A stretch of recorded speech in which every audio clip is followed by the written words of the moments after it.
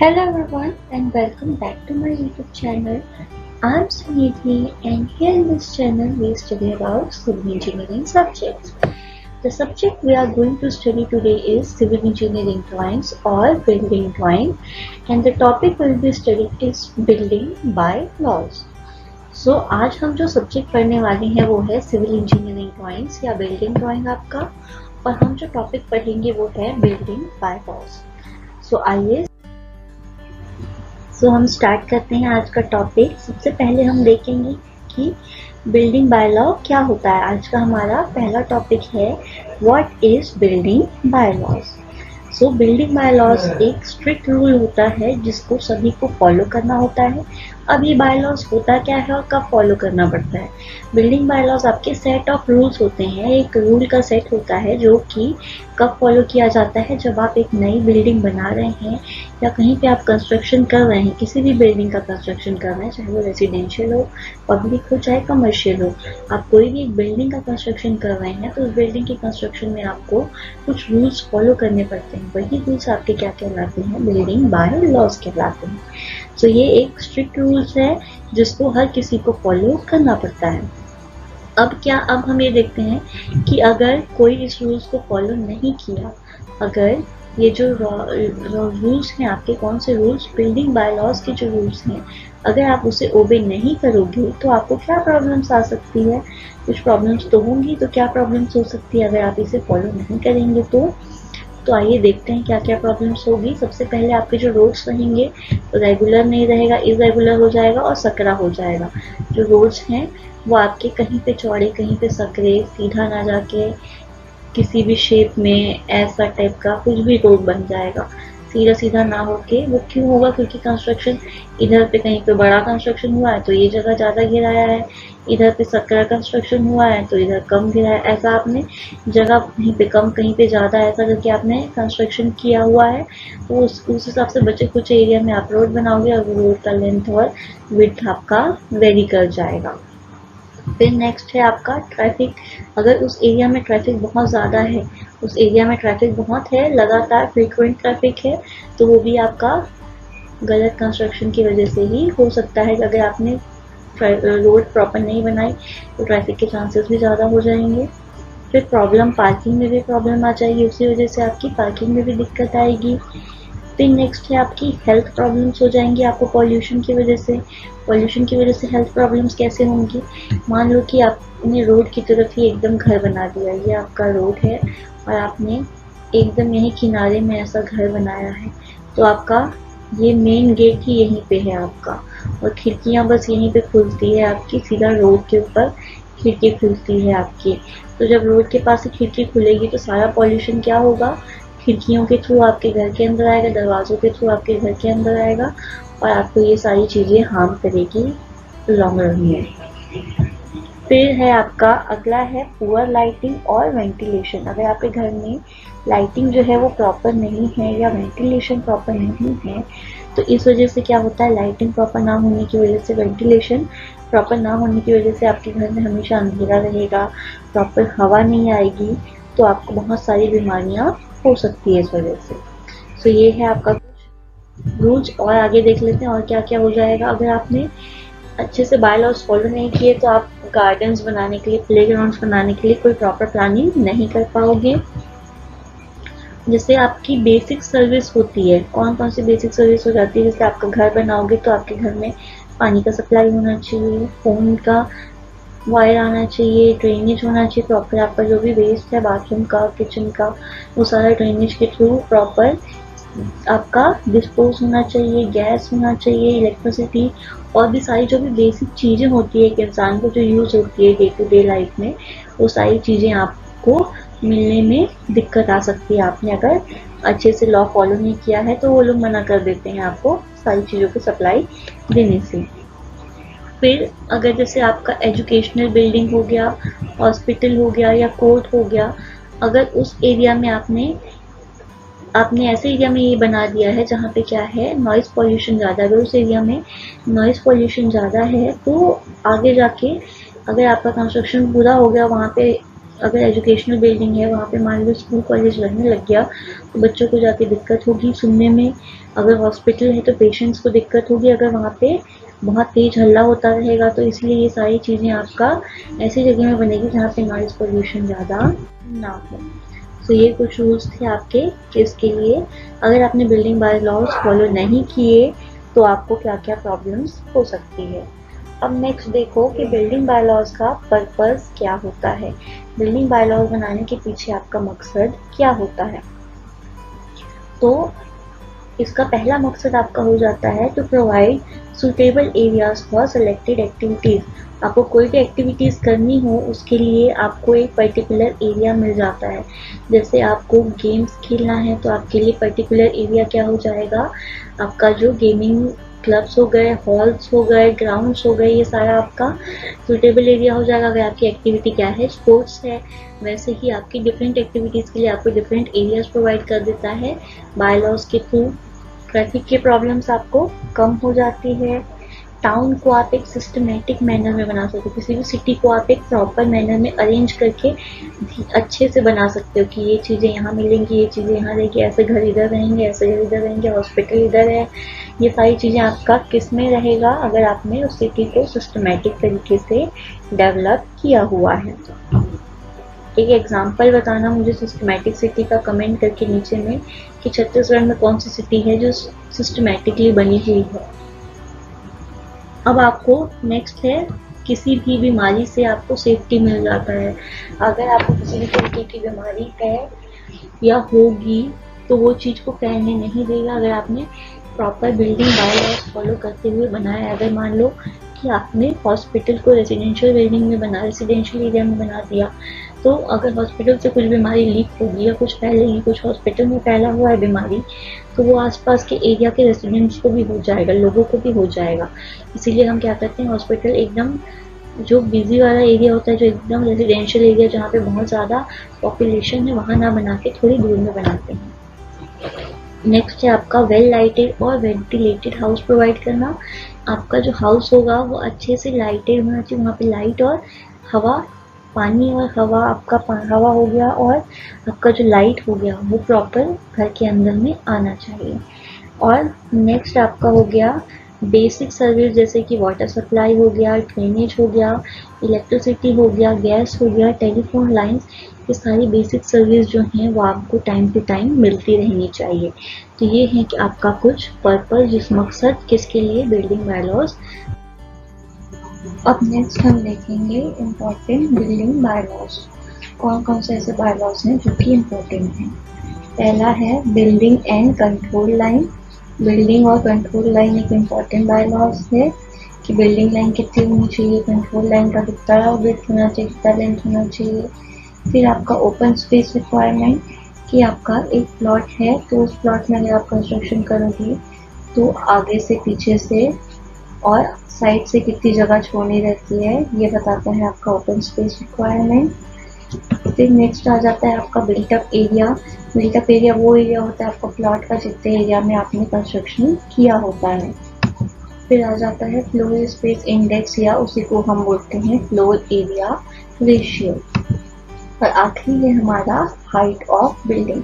किसी भी बिल्डिंग की कितनी हाइट है वो भी आपका बाय लॉज में एक इम्पॉर्टेंट पार्ट प्ले करता है। जब हम देखते हैं कि बाय लॉज कौन प्रिपेयर करता है, बाय लॉज बनाता कौन है।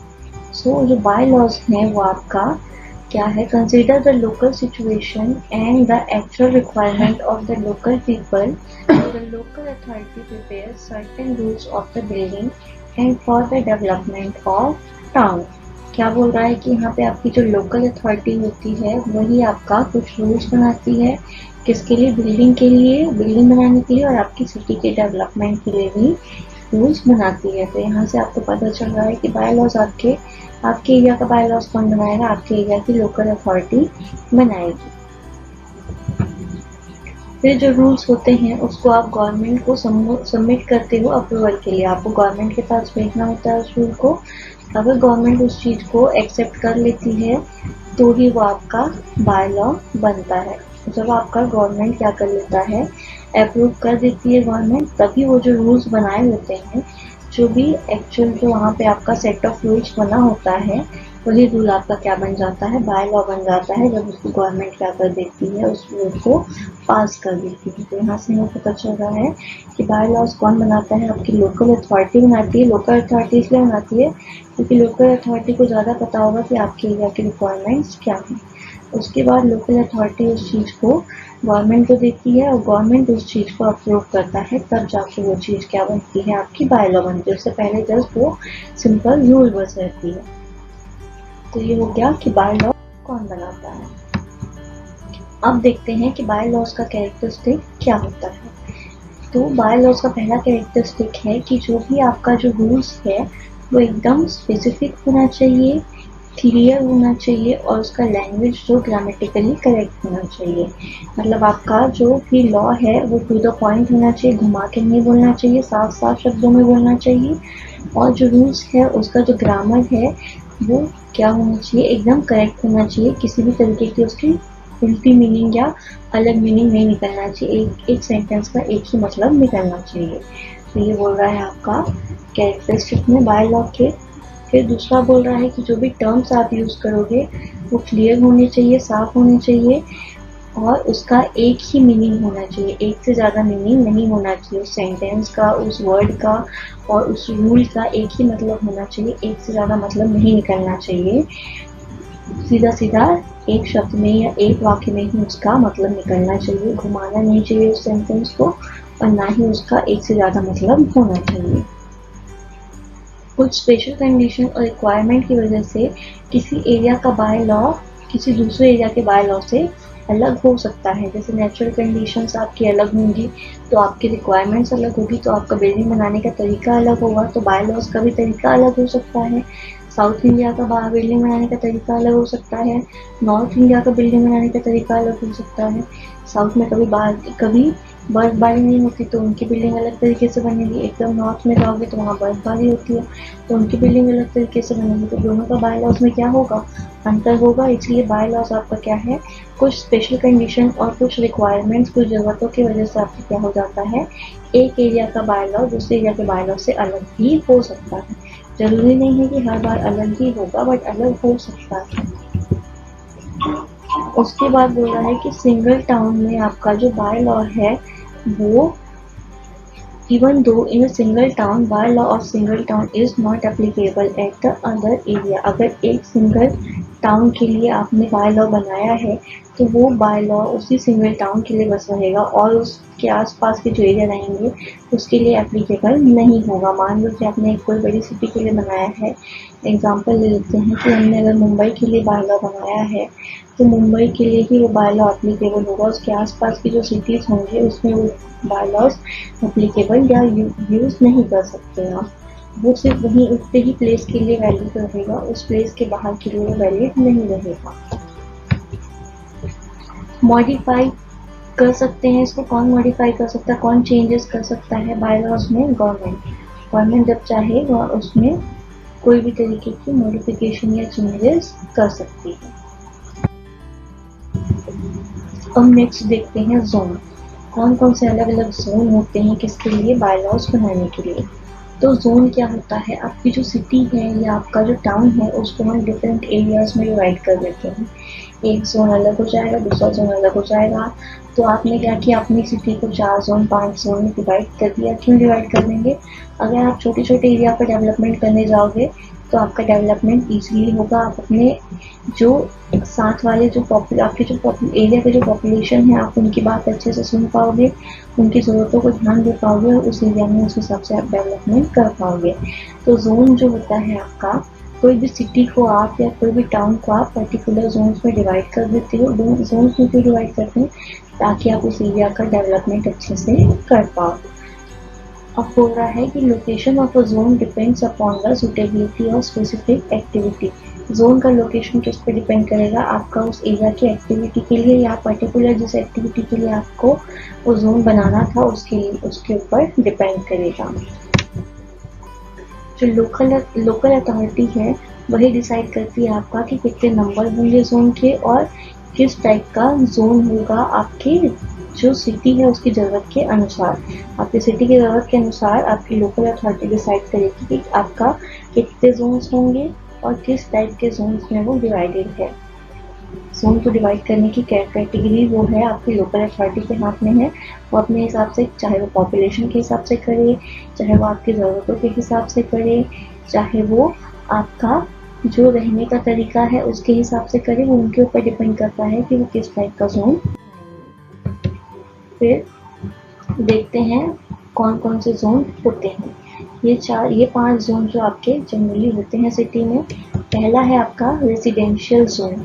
रेसिडेंशियल जोन हमने रेसिडेंशियल बिल्डिंग देखी थी। अगर आपने वाला वीडियो नहीं देखा है तो पहले जाके आप देख लो कि बिल्डिंग के टाइप्स में हमने देखा था कि कौन कौन से टाइप की बिल्डिंग होती है। तो residential building, gardens, playground, school और ऑफिसेज, ये सब किस में आएंगे? रेसिडेंशियल जोन में। अगर आपका बिल्डिंग है, क्या रिहायशी इलाका बोलते हैं जहाँ पे आपके घर रहते हैं, वो एरिया में आपका रेसिडेंशियल जोन होता है। उस एरिया में क्या नहीं हो सकता? इंडस्ट्री नहीं हो सकती, हॉस्पिटल नहीं हो सकता, होलसेल मार्केट नहीं हो सकती। ये सारी चीज़ें वहाँ पे अलाउ नहीं है। क्यों नहीं अलाउ करते? इंडस्ट्री, हॉस्पिटल, होलसेल मार्केट, ये सबसे वहाँ पे क्या होगा? भीड़ ज़्यादा होगी, पॉपुलेशन ज़्यादा होगा, हॉस्पिटल रहेगा, तो किसी भी तरीके के वायरस का फैलने का खतरा क्या होगा? ज़्यादा होगा। इसलिए आप रेजिडेंशियल जोन में ये सारी चीज़ें नहीं बनाते हैं। नेक्स्ट है आपका कमर्शियल जोन। कमर्शियल जोन में क्या आता है? कमर्शियल जोन में आपका सिनेमा हो गया, रिटेल शॉप हो गया, टाउन हॉल हो गया, restaurant, bank, office, shopping centre, ये सारी चीज़ें क्या हैं? अलाउड है। ये सारी चीज़ें आपकी कमर्शियल जोन में अलाउड है। क्या अलाउड नहीं है? आपका हॉस्पिटल अलाउड नहीं है और इंडस्ट्रीज आपके अलाउ नहीं है। किसमें? कमर्शियल जोन में ये दोनों चीज़ें अलाउड नहीं है। तो हमने अभी देख लिया, पहला देखा रेजिडेंशियल जोन और दूसरा देख लिया कमर्शियल जोन। हम नेक्स्ट देखते हैं, थर्ड है आपका industrial ordinary zone. Ordinary industrial zone है, इसमें कि आपकी छोटी इंडस्ट्रीज होती है, जो लाइट इंडस्ट्री, छोटे वर्कशॉप्स होते हैं, प्रिंटिंग प्रेस, स्मॉल फैक्ट्री, ये सारी चीज़ें क्या रहती है? अलाउ रहती है। किसमें? ऑर्डिनरी इंडस्ट्रियल जोन में। आपका क्या क्या चीज़ अलाउ नहीं रहता है? ये जो चीज़ें आपकी अलाउ नहीं है वो क्या है? आपका ऑब्नॉक्शियस और हैजार्डस जो इंडस्ट्रीज हैं वो आपकी अलाउ नहीं रहती। हैवी इंडस्ट्रीज जो हैं वो आपके अलाउ नहीं रहती। तो ये हैं आपके क्या क्या चीज़ें अलाउ। छोटी इंडस्ट्रीज आपकी अलाउ रहती है, ऐसी इंडस्ट्री जिनकी वजह से पॉल्यूशन कम हो, आपका किसी चीज़ का खतरा कम हो, वो आपका अलाउ रहता है। और जो आपकी हैवी इंडस्ट्रीज होती है, ऑब्नॉक्शियस होती है, हैजार्डस होती है, ये सारी इंडस्ट्रीज आपके अलाउड नहीं है। नेक्स्ट है आपका चौथा जो है हैजार्डियस इंडस्ट्रियल है। आपकी इंडस्ट्री जो हैजार्डियस टाइप की इंडस्ट्रीज है, तो इसमें हर टाइप की इंडस्ट्री अलाउड होती है। हैजार्डियस इंडस्ट्रीज में आपकी हर टाइप की इंडस्ट्री को हम क्या करते हैं? अलाउ करते हैं। आपका इस एरिया में जो है, इस इंडस्ट्रियल एरिया में आपका घर नहीं होना चाहिए। रेसिडेंशियल बिल्डिंग इस एरिया में अलाउड नहीं रहता। इस जोन में आपका सिर्फ इंडस्ट्रीज रहती, हैवी इंडस्ट्रीज रहती है, हर टाइप की बड़ी बड़ी इंडस्ट्रीज रहती है, जिनसे पॉल्यूशन हो, हजार्ड हो, जो ऑब्नॉक्शियस हो, सब इंडस्ट्रीज यहाँ पे क्या रहती हैं? अलाउ रहते हैं। बस रेसिडेंशियल बिल्डिंग आपका नहीं अलाउ रहता। आखिरी है हमारा एजुकेशनल जोन। एजुकेशनल जोन नाम से समझ में आ रहा है, स्कूल होगा, कॉलेजेस होगा, स्पोर्ट कॉम्प्लेक्स होगा, ये सारी चीज़ें यहाँ पे अलाउ होगी। आपका जो भी एजुकेशनल एक्टिविटी है उसके अलावा और भी कोई चीज़ को आप क्या करते हो? अलाउ नहीं करते हो। तो ये थे हमारे 5 इंडस्ट्रियल जोन थे। ये 5 जोन्स थे। आपका बिल्डिंग बाय लॉ में ये 5 जोन ध्यान में रखते हुए कंस्ट्रक्शन करना होता है। अब नेक्स्ट देखते हैं, आपका अगर आपने किसी रूरल एरिया में घर बनाया, किसी गांव के साइड में आप घर बना रहे हो, तो उस एरिया में जो आपका बाय लॉ सैंक्शन करने वाले हैं वो लोग क्या क्या चीज़ें, क्या क्या रूल्स ध्यान में रखते हैं। तो पहला होता है कि आपका जो बिल्डिंग है वो रेसिडेंशियल एरिया में होना चाहिए। आपका बिल्डिंग कोई भी कमर्शियल एरिया या फार्मर के एरिया में नहीं होना चाहिए। आपका एग्रीकल्चरल लैंड नहीं होना चाहिए, एग्रीकल्चरल एरिया नहीं होना चाहिए, इंडस्ट्रियल एरिया नहीं होना चाहिए। आपका जो एरिया होना चाहिए वो कैसा होना चाहिए? आपका रेसिडेंशियल जोन में वो एरिया होना चाहिए, तभी आप वहाँ पे बिल्डिंग बना सकते हैं। जो फ्रंट मार्जिन होता है, जो सामने से जो हम स्पेस छोड़ते हैं, अगर ये आपका रोड का एरिया है इस रोड के एरिया में आपने क्या किया है, कंस्ट्रक्शन किया है। ये आपका प्लॉट साइज था और इस प्लॉट साइज में आपने इतने एरिया में घर बनाया है। तो ये जो सामने का एरिया है ये आपका फ्रंट मार्जिन कहलाता है। ये फ्रंट मार्जिन ये एरिया आपका कितना हो रहा है कि 3 मीटर होना चाहिए, 3 मीटर से कम नहीं होना चाहिए। साइड के जो मार्जिन है, जो इधर साइड का जो एरिया होगा आपका, ये वाला जो एरिया होगा साइड का, ये एरिया आपका 1.5 मीटर। बाकी तीनों तरफ जो साइड के एरिया है ये आपका इस तरफ हो गया, इस तरफ हो गया। इधर जो साइड एरिया होगा वो 1.5 मीटर होगा। मतलब सामने का जो होगा फ्रंट वाला एरिया आपका 3 मीटर का हो गया और बाकी एरिया आपका कितना हो गया, 1.5 मीटर का हो गया। तो ये आपका डिपेंड करता है किसमें, आपका बायलॉज में दिया हुआ है और बनाने की कंस्ट्रक्शन के बनाने की टाइप में भी डिपेंड करता है। बिल्डिंग बनाने की टाइप में भी आपका डिपेंड करेगा, बट ये मिनिमम है, इतना आपको छोड़ना है। इससे ज़्यादा भी छोड़ सकते हैं बट इससे कम नहीं होना चाहिए। आप कितनी स्टोरी की बिल्डिंग बनाओगे, आपका कितने फ्लोर होना चाहिए, ground floor plus 1। Ground floor plus 1 इतने ही फ्लोर की आपको परमिशन है। सिर्फ 2 फ्लोर बना सकते हो, एक ग्राउंड फ्लोर और एक फर्स्ट फ्लोर। ये 2 फ्लोर के घर बना सकते हो। आपका जो बिल्टअप एरिया है, जितने एरिया में आपका घर बनेगा, प्लॉट का जितना भी एरिया जिसमें आपने कंस्ट्रक्शन किया है वो 60% होना चाहिए टोटल एरिया के साथ। जितना भी आपका टोटल एरिया है उसको 60% एरिया में ही आप कंस्ट्रक्शन कर सकते हो। बचा जो 40% है वो आपको आजू बाजू आगे पीछे करके छोड़ना पड़ेगा। जो हाइट है आपकी प्लिंथ की वो 450 mm होगी। जो प्लिंथ है उसकी हाइट आप 450 mm दोगे। जो आपका स्लैब है, जो स्लैब से आप कंस्ट्रक्शन करोगे, स्लैब की जो हाइट है वो 2.75 मीटर होगी। स्लैब की मिनिमम हाइट कितनी है, मैक्सिमम हाइट कितनी होगी, 2.75 मीटर। आप इसको मुझे इंच में कन्वर्ट करके बताओगे कि 2.75 मीटर इंच में कितना होगा। ठीक है, ये एक बेसिक कंस्ट्रक्शन है। आप इससे रूरल भी ले लो, आप नॉर्मली कहीं पे भी घर बनाओ, आपको इतनी चीज़ें तो ध्यान में रखनी पड़ेगी कि प्लिंथ हाइट कितनी होगी और स्लैब की हाइट कितनी होगी। जो आपका फ्लोर स्पेस इंडेक्स है रूरल एरिया में वो आपका 1 होता है। तो यहाँ पे हम एक बार और देखते हैं कि क्या क्या चीज़ें हमें ध्यान रखनी है अगर हम क्या कर रहे हैं, एक रेजिडेंशियल बिल्डिंग में हम अगर कंस्ट्रक्शन कर रहे हैं तो हमें कौन कौन सी चीज़ें ध्यान में रखनी है। तो ये सारी चीज़ें हमें एक बार और देख लेते हैं कि क्या क्या चीज़ें हमारे ध्यान में होनी चाहिए। सबसे पहले आपका जो भी एरिया ऑफ कंस्ट्रक्शन है, जिस भी एरिया में आप कंस्ट्रक्ट कर रहे हो वो कौन से जोन में आएगा, वो रेजिडेंशियल जोन में आएगा। वो जोन कौन सा होगा, रेजिडेंशियल जोन होना चाहिए। रेजिडेंशियल के अलावा ना इंडस्ट्रियल जोन होना चाहिए, ना एग्रीकल्चरल जोन होना चाहिए, ना ही एजुकेशनल जोन होना चाहिए, ना ही आपका इंडस्ट्रियल जोन होना चाहिए। ये सारे जोन ना होके वो कौन सा जोन होना चाहिए, रेजिडेंशियल जोन होना चाहिए। तब आप वहाँ पे क्या कर सकते हो, कंस्ट्रक्शन कर सकते हो। जो सामने की मार्जिन है, फ्रंट की जो मार्जिन है आपकी 3 मीटर होगी। 3 मीटर का गैप आप छोड़ोगे घर के जो मेन दरवाजे हैं वहाँ तक। जो रोड से लेके मेन दरवाजे तक का आपको जो डिस्टेंस होना चाहिए वो 3 मीटर होना चाहिए। फिर साइड का और पीछे का जो मार्जिन है, रियर मतलब बैक साइड, तो साइड्स के लिए और बैक साइड का जो मार्जिन है वो आपका कितना होगा, 1.5 मीटर का मार्जिन आप साइड और बैक में छोड़ोगे। कितने स्टोरी का घर बना सकते हैं, 2 स्टोरी का घर, ग्राउंड फ्लोर और फर्स्ट फ्लोर। आप कितना बिल्टअप एरिया अलाउ करोगे, 60% होना चाहिए आपका बिल्टअप एरिया टोटल एरिया की। जितना भी आपका प्लॉट एरिया है उसका 60%। हाइट, प्लिंथ की हाइट कितनी होगी, प्लिंथ की हाइट आपकी 450 mm होना चाहिए। स्लैब की हाइट कितनी होनी चाहिए, स्लैब की हाइट आपकी 2.75 मीटर होगी। और फ्लोर स्पेस इंडेक्स कितना होगा, 1 होगा आपका उस।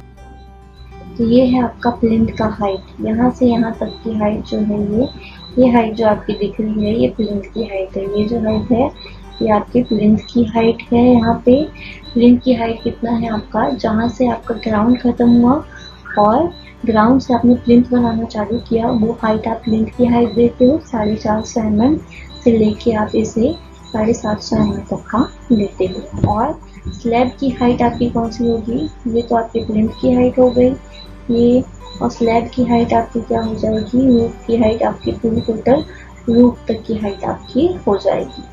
तो ये हमने यहाँ पे देख लिया। अब देख लो प्लिंथ की हाइट क्या होती है। प्लिंथ की हाइट आपकी नॉर्मल आप कोई भी कंस्ट्रक्शन कर रहे हो तो उसमें जो प्लिंथ की हाइट लेते हैं हम, वो आपकी 300 mm से ज़्यादा नहीं होनी चाहिए। तो नॉर्मल प्लिंथ की हाइट आपकी 300 mm की होती है। 300 mm से ज़्यादा आप प्लिंथ की हाइट नहीं दोगे। जनरली जो हम लेते हैं किसी भी कंस्ट्रक्शन साइट पे या कंस्ट्रक्शन पे, वो हम कितना लेते हैं, 450 mm से 750 mm हम लेते हैं। क्या की हाइट, प्लिंथ की हाइट हम लेते हैं। ये चीज़ आप इसलिए ध्यान रखोगे कि क्वेश्चन में कई बार आपको घर का जब प्लान बनाने दिया है, एलिवेशन बनाने दिया है या सेक्शन बनाने दिया है, तो वहाँ पे प्लिंथ की हाइट अगर मेंशन किया है तो अच्छी बात है, नहीं मेंशन किया है तो आप 450 से लेके 750 mm के बीच में कोई भी एक वैल्यू ले सकते हो। जनरली 500 के आसपास ही वैल्यू ली जाती है। 450, 500 या 550 तक में ये वैल्यू ली जाती है। तो ये है आपका प्लिंथ हाइट। आपका प्लिंथ की हाइट क्या है, आपका जो ग्राउंड फ्लोर से ग्राउंड जो है, ग्राउंड लेवल से लेके प्लिंथ लेवल तक का जो हाइट है वही प्लिंथ हाइट होगा। और गैराज अगर हम बनाते हैं, गैराज गाड़ी रखने की जगह, वहाँ पे आपका जो प्लिंथ हाइट होता है वो 150 mm का होता है। गैराज का जो प्लिंथ हाइट होता है वो 150 mm का होता है। सीलिंग हाइट, आपका सीलिंग हाइट मैंने क्या बताया था कि सीलिंग तक की आपकी जो ये जो छत है, छत तक का जो आपका एरिया रहेगा वही आपका सीलिंग हाइट कहलाता है। तो ऐसा सीलिंग हाइट जहाँ, मतलब ऐसे रूम्स जहाँ पे आप रहते हो, हैबिटेबल रूम्स जहाँ पे आप रह रहे हो, उस रूम की जो सीलिंग हाइट है वो रहेगी 2.75 मीटर। उस एरिया की सीलिंग हाइट है आपकी 2.75 मीटर। नेक्स्ट है आपका हैबिटेबल रूम जहाँ पे एसी लगा हुआ है, एसी लगा है, उस वाले रूम की जो हाइट रहेगी वो 2.4 मीटर रहेगी। यहाँ पे जो छत रहेगा वो छत आपका 2.4 मीटर पे रहेगा।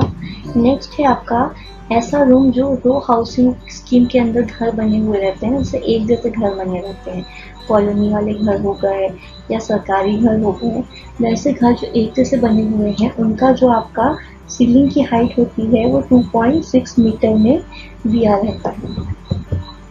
फिर किचन की जो हाइट हो जाती है आपकी, किचन की हाइट हम जनरली देते हैं 2.75 मीटर। हम वाटर क्लोजेट और बाथरूम की जो हाइट देते हैं वो 2.2 मीटर देते हैं। फिर बेसमेंट हो गया। बेसमेंट जो आपका, बेसमेंट क्या होता है, ग्राउंड फ्लोर के नीचे का जो एरिया होता है, ग्राउंड फ्लोर से नीचे में जो आप कंस्ट्रक्शन करते हो वो आपका बेसमेंट लेवल कहलाता है। जो आपने पार्किंग्स देखी है, आजकल की जो पार्किंग्स होती है या स्टोर रूम्स होते हैं वो बेसमेंट लेवल पे बनते हैं। ग्राउंड फ्लोर के नीचे वाले लेवल को बेसमेंट बोलते हैं, ग्राउंड फ्लोर के ऊपर वाले लेवल को हम फर्स्ट फ्लोर बोलते हैं।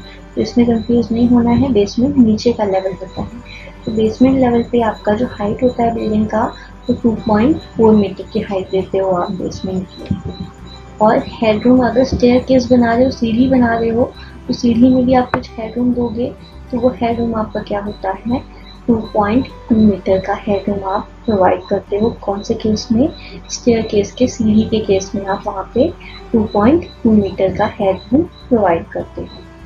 तो ये है आपका कुछ जनरल टर्म्स जो आप इसमें यूज करते हो। बायलॉज में बेसिक टर्म्स मैंने समझाया कि बायलॉज क्या होता है, उसकी यूज क्या है, उसकी ज़रूरतें क्या हैं।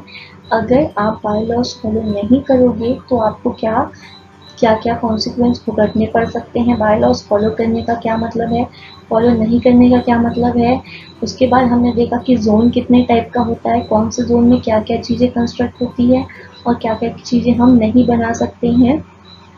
फिर हमने देखा कि प्लिंथ हाइट क्या होती है, सीलिंग हाइट क्या होती है, और कौन कौन से बिल्डिंग में या कौन कौन से रूम में कितना कितना हम सीलिंग हाइट या प्लिंथ हाइट देते हैं। इस टाइप की कंस्ट्रक्शन में हम कैसा सीलिंग हाइट देते हैं, कौन से रूम में क्या सीलिंग हाइट होती है, ये आपको याद रखना पड़ेगा। अगर आप एलिवेशन बनाने जाओगे तो वहाँ पे आपको इसके हिसाब से वहाँ का एलिवेशन जो उसकी हाइट है बिल्डिंग की वो आपको इसी हिसाब से देनी पड़ेगी। इसलिए ये सीलिंग हाइट आपको याद रखना है और प्लिंथ हाइट भी आपको याद रखना है, ये चीज़ दिया नहीं रहता है।